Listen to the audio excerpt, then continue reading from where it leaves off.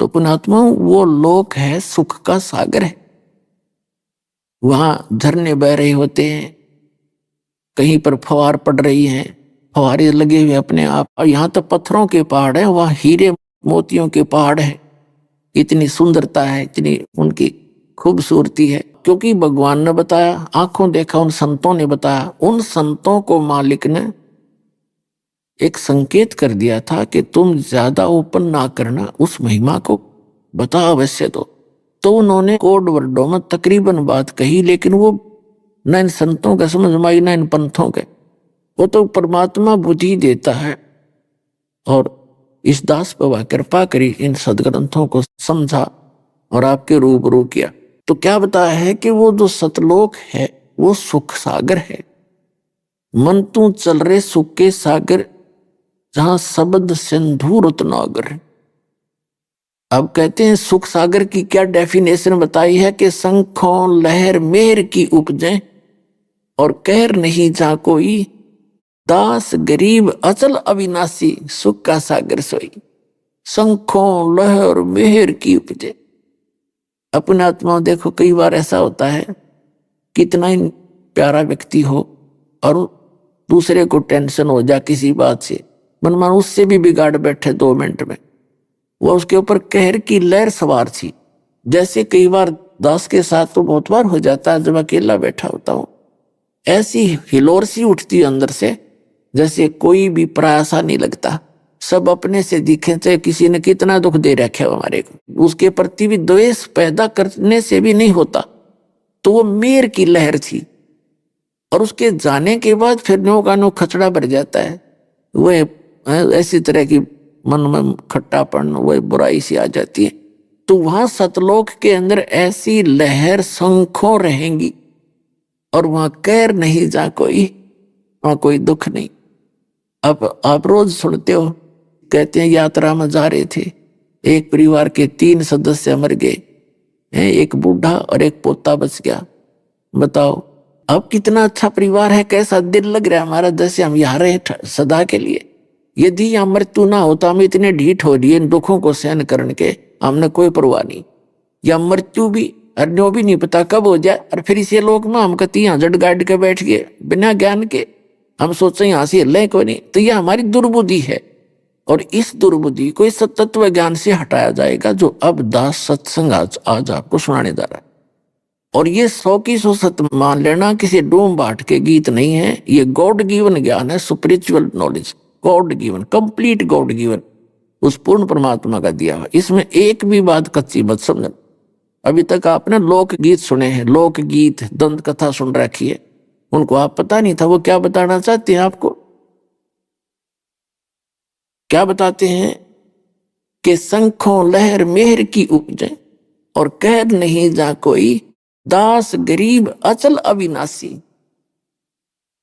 अचल जिसका कभी नाश नहीं होता, और सुख का सागर सोई, वो सतलोक जहां कोई दुख नाम की चीज नहीं। और वहां नहीं गए तो क्या होगा कि कोटि जन्म तो भरमत हो गए, और कुछ नहीं हाथ लगा रे, कुकर सुकर खर बोरे, कौवा हंस बुगारे। कोटि जन्म तू राजा की ना मिटी न मन की आशा, और भिक्षुकों के दर दर घूम्या, ये मिला न निर्गुण रासा। इंद्र कुबेर ईश की पदवी, ब्रह्मा वरुण धर्मराया, और विष्णुनाथ के पुर को जाकर तू फिर भी वापस आया। तो असंग जन्म तन मरत्या होगे, जीवित क्यों नाम रह रे, और 12 दर मद महल मठ बोरे, बहुर ना दे धरे रे। दोजक भिष्ट सभी ते देखे, राजपाट के रसिया, और 3 लोक से तरपत नाही, यो मन भोगी खसिया। सतगुरु मिले तो इच्छा मेटे, पद मिल पदे समाना, और चल हंसा उस लोक पठाऊं, जो आदि अमर स्थाना।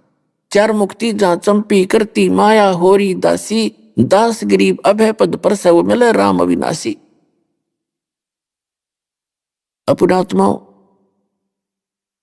श्री ब्रह्मा, श्री विष्णु, श्री शिव जी को हम हिंदू धर्म में जन्मे व्यक्ति आज तक इनको अविनाशी अजरो अमर माना करते थे, और यही सब करता धरता मान रखे थे।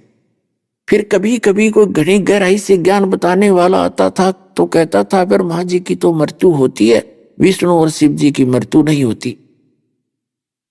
अब और वो ज्ञान कहां से देते थे? इन पुराणों से।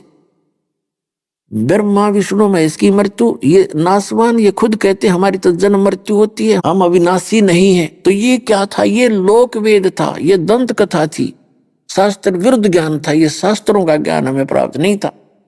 इसके लिए परमात्मा कबीर जी ने अपने ऊपर उदाहरण देकर बताया है कि पीछे लग गया जाऊं था मैं लोक वेद के साथ, रास्ते में सतगुरु मिल गए, दीपक दे दिया हाथ। क्या बताना चाहते हैं कि पहले जैसे ये दास पहले श्री कृष्ण, श्री राम, शंकर भगवान और विष्णु जी के पुजारी था, हनुमान जी का पुजारी था, और सभी जितने भी हमारे देव देवता सबको मानते थे, श्याम जी का पुजारी था। तो उस लोक वेद के आधार से परमात्मा कहते पीछे लग गया जाऊं था मैं लोक वेद के साथ, दंत कथा सुन के। रास्ते में इस भक्ति मार्ग में सतगुरु मिल गए, उन्होंने तत्व ज्ञान रूपी टॉर्च दे दी। अब हम अंधेरे में भटकेंगे नहीं, अब हम रोड पकड़ के चल पड़े, खड्डों में नहीं गिरेंगे, हम रास्ता नहीं भूल सकते। तो कहते पीछे लग गया जाऊं था मैं लोक वेद के साथ, रास्ते में सतगुरु मिल गए, दीपक दे दिया हाथ। तो ये दीपक मिल गया आपको, ये तत्व ज्ञान रूपी दीपक हमें मिल गया, और दास सबको दे देगा एक एक टॉर्च, और भाई रोशनी में चलना, भटकना ना।